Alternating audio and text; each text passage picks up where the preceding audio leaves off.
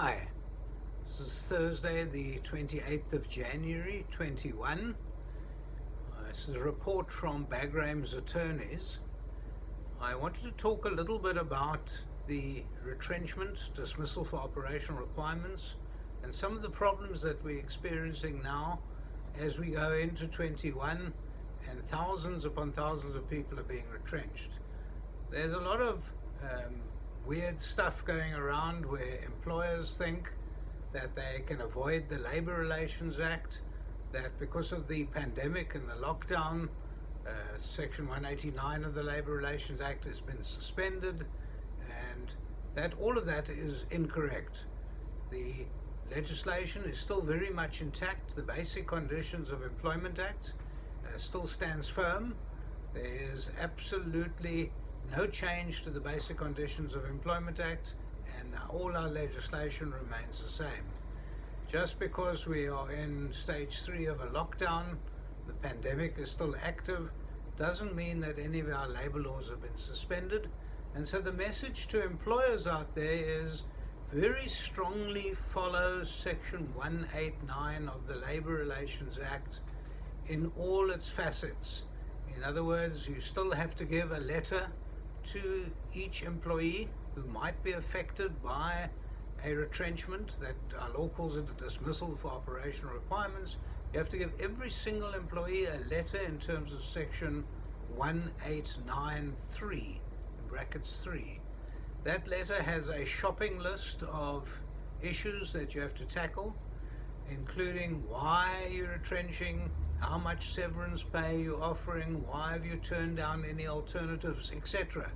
And you must actually tackle the 1893 properly. It's got to be absolutely outlined to every employee.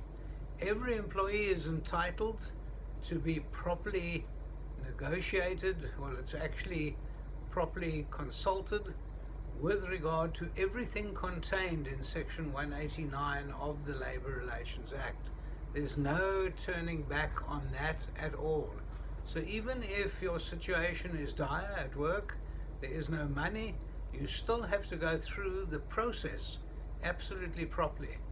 Every single discussion should either be recorded or minutes should be taken of those discussions, because when at the end of the day either the CCMA, which is the Commission for Conciliation, Mediation and Arbitration, the CCMA, makes a ruling on this, they're going to look at two factors. One, the process that you went through. Did you follow Section 189 carefully? Which is just as important as the merits of the case. In other words, was there a necessity to actually go ahead and retrench, dismiss for operational requirements? And both of those factors have to be absolutely present when you go ahead and challenge a retrenchment. For the employees, obviously they're entitled to information. They're entitled, if it's for financial reasons, they're entitled to look at the finances. If it's for restructuring reasons, they're entitled to look at the organogram, what people are doing, how long they've been there, how much they're earning. All of that information is an entitlement to the employees, and you need to tackle that piecemeal with each separate employee. If there's a trade union involved, then you need to actually level with the trade union, give them all the information they need, and then go through the exercise. You must also understand that if you have a certain amount of people that are being retrenched, you might need to go to Section 189A, capital A, which is a completely different process which has to be referred by the employer if you want it facilitated to the CCMA. Only if you want facilitation. Otherwise, the union or the staff can refer it up front to the CCMA, and that can take months to go through the exercise.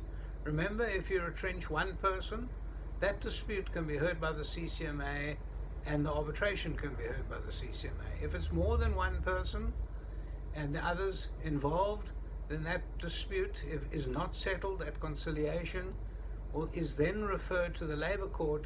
That unfortunately takes about 2.5 years before it's actually finalized.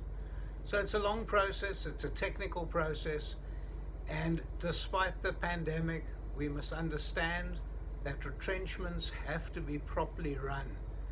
Don't afterwards say, well, we had made a decision, and so the process is not all that important. That makes everything illegal.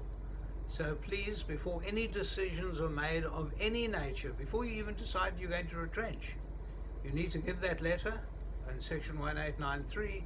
You need to consult, and only then can you legitimately make a decision that we're going to retrench. In terms of who is retrenched, obviously the most used process is LIFO, last in, first out. There can be agreement with the staff on other factors such as skills, factors of age, or etc. You have to have those agreements put into place with the staff members that you're negotiating with. Otherwise, LIFO, last in, first out. So thank you for listening to me. It's absolutely vital that you get everything right when you go through a retrenchment, because it's heartbreaking to see people challenging it, then coming back to work, getting paid all their back pay, and then you have to go through the exercise again. So this is Michael Bagram reporting from Bagram's Attorneys. Thank you very much for listening to this program. Share it if possible.